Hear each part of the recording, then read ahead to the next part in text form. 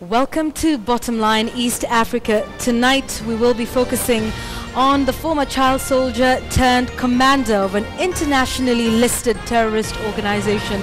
We're speaking about Dominic Ongwen. We'll be having analysis both from Kampala, Uganda and right here in Nairobi to give us a global picture of just what this means for the ICC, for the people in Uganda, and just analyzing the wheels of international justice. We'll be having that as well as a focus on the unfolding humanitarian crisis in South Sudan. Welcome to the program. I'm Yvonne Okwara Matole. Let's take a look at the other top stories we're highlighting for you tonight. Indicted for war crimes, the pre-trial of Lord's Resistance Army Commander Dominic Ongwen gets underway. Quest for peace. The United Nations Security Council sends a high-powered delegation to Burundi. Cost of war. An in-depth look at the emerging humanitarian crisis in South Sudan.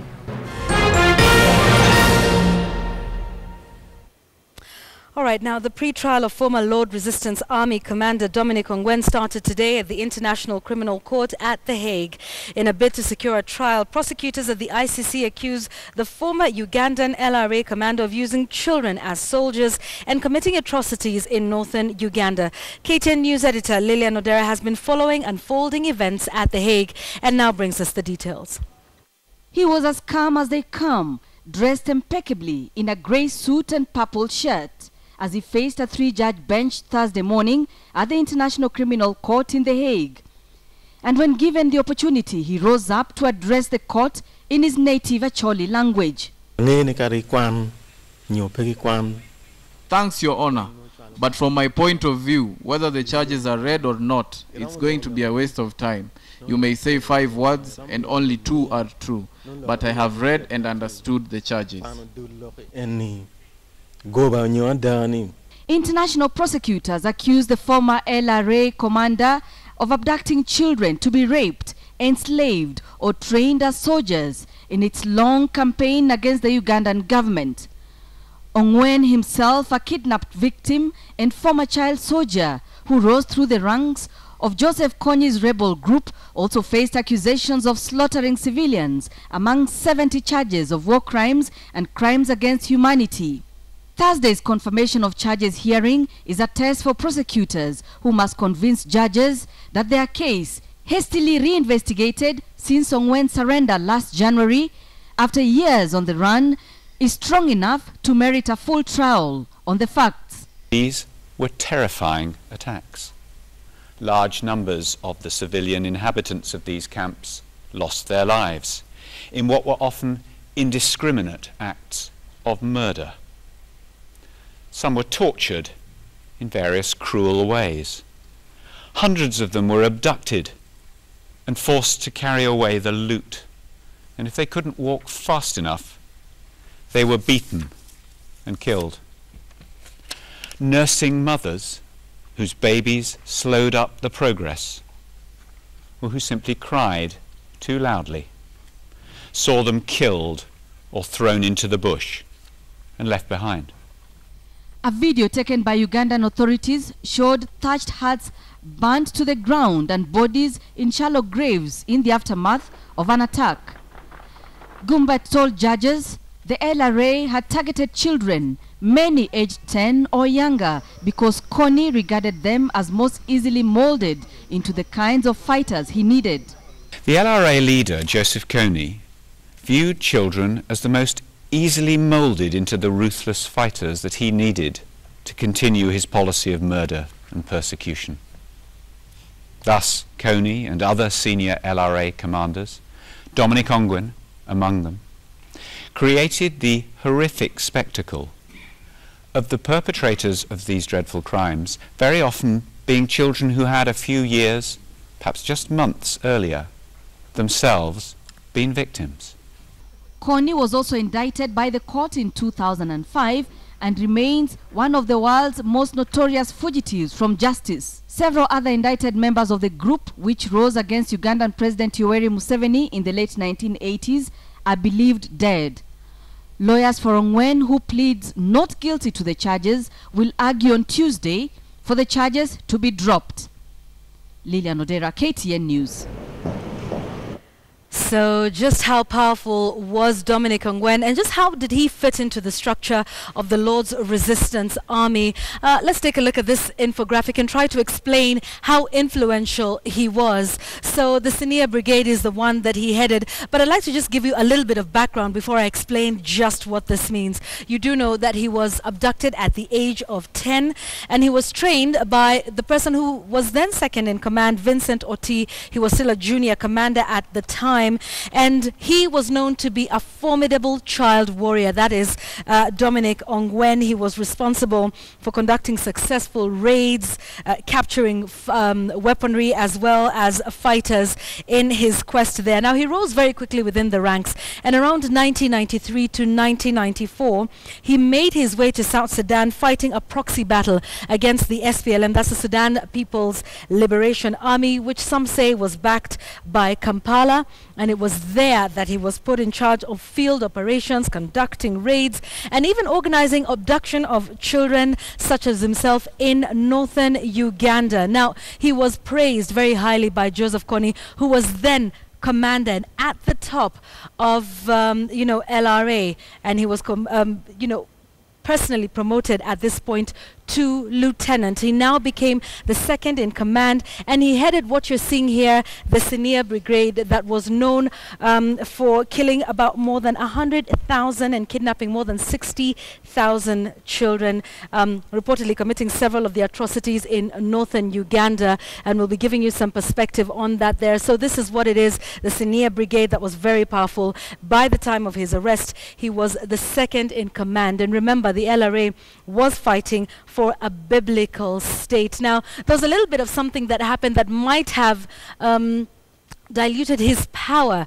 within LRA. At some point, that's about 2007, Vincent Oti, who was one of the chiefs of LRA, and Joseph Kony fell out, and they fell apart quite seriously. And out of all of those commanders within the LRA, Dominic Ongwen was the only one who fought for him not to be killed. And some say this weakened his position within the LRA to a point where Joseph Kony himself had to prevent him from reprisals within LRA itself. Like we told you, by the time of his arrest, he was second in command in the LRA. Now, this pre-trial of former LRA commander Dominic Ongwen was screened live for the people of northern Uganda, especially in the districts of Gulu, Soroti and Lira. Now, in Gulu, where most of the atrocities were committed, there is a mixed bag of emotions from those who followed the trial. Our KTN News team in Uganda sampled voices from Gulu, and here's what they had to say. We need to leave it to the court, but it is also true, as the prosecutor is putting it right, that Ongwen himself was also a victim. So we leave in their hands how they are going to honor it, because Ongwen was also abducted when he was 14 years. So he was also a victim. We do not know the process he underwent. Probably it was also horrible for him, and that's why he behaved the way he behaves. But they say when you are now 18, then you can make decisions. So we now leave it to the court. I got affected when my father was also murdered in such a way, and I really feel very much not really still comfortable, because today is Ongwen in trial, and the big headache, the headed one is Joseph Kony, who is now not appearing. It's still a threat to the northern Uganda, because I'm very much keenful that he is also watching and he is knowing what is happening. And he would also plan, as he's also a LRA, he's a rebel, and he has also his way of how he can come up with what again to do maybe after this trial. And the way I look at this trial here, it is more like when I was there, it was like reminding me of what we went through. I really feel so bad when they were showing, the bad hearts, because we are really in a healing process. And if they could not allow the Acholi community to handle Ongwen using our justice system, you remember some of the people who surrendered, people like the Banya, they were part of the Banya, and somehow they have been, I would say they have been accept it. All right, voices from Gulu there on their expectations of that. We'll also be getting some global perspective on what this means, not just for Kampala, not just for those in northern Uganda, for the ICC and for the region as well, from Martin Olo, a lawyer here in Nairobi, Kenya, in just a moment. But first, let's take you to Kampala, Uganda, to get some perspective on what this means for the capital. Solomon Serwanja joins me now live from Kampala. Solomon, thanks for joining us. So, what has been the mood in Kampala, Uganda? I'm sure this has gripped news coverage for the better part of the day today. Well, I'll tell you this, Yvonne. Many people are gathered in different places watching the live stream from the ICC as Dominic Ongwen appeared for the pre-trial. Matter of fact, a couple of legal minds were gathered at Hotel Africana following the proceedings and giving their legal analysis about how the pre-trial was, highlighting those weaknesses and strengths, while both the prosecution and the lawyers of the victims were giving their submissions before the three judges. And joining us tonight just to shed more light on the trial and on the pre-trial and what it means for Uganda but also for the region is senior counsel at Muwema and co-advocate Fred Muwema, joining us on Bottomline East Africa tonight. Thank you so much for joining us. We probably want to start on this note. What do you make of the pre-trial of Dominic Ongwen before the ICC that happened today? Well, this is an important step for the people of northern Uganda who have been waiting for justice to be done, because the LRA rebellion left many of them maimed, killed, lost loved ones, and yet for all those years, more than a decade, we did not have anybody being brought to justice. Even if many of the commanders in the LRA are since dead, David Joti and so on, and Joseph Kony is at large. This is important because the only one person that has been in the command structure of the LRA has been brought to justice at the ICC. So I think it is a day of hope, it is a day of expectation and anxiety, and we therefore view these proceedings as important proceedings.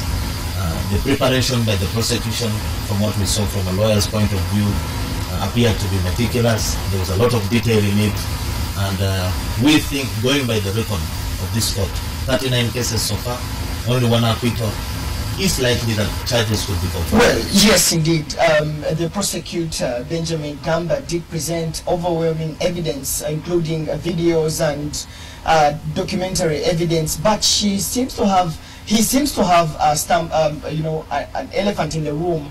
That is the fact that Dominic Ongwen was, first of all, abducted at a tender age, groomed and grown to be a killer, and where, of course, he rose through the ranks, being the second in command and commanding attacks on the different camps as presented today. Isn't that one of the strengths that the defense is going to put up against the prosecution? Well, without prejudging the case, I'll only look at the rules of the court. The rules of the court are that the court will only have jurisdiction against persons who committed crimes when they were above 18. If you look at the specific attacks that are the subject of this investigation, the attacks were committed in 2003-2004, around that time, on the IDP camps. Ongwen was abducted as a school kid when he was 10 years. So if you do your maths well, by the time he committed the offenses, he was 22, 23 years. He was an adult. So which means that the ICC has jurisdiction to try him. If those offenses had been committed below the age of 18, definitely the ICC will not have jurisdiction. But for the Ugandan situation, under Ugandan law, criminal responsibility is at the age of 12. So as far as Ugandan law is concerned, from the age of 12, 13, 14, they will be held criminally liable. Unfortunately, nothing was done in Uganda. So at least we have what is being done at the ICC. Well, there have been also arguments that the case should have been tried here, because many people felt that the Hague was so far. But today there were screens that were put, and we saw different people comment differently on the case. Let's talk about the fact that the people of northern Uganda felt that there should have been a local kind of justice system rather than the Hague, which of course is continuing with the proceedings no matter what. I think if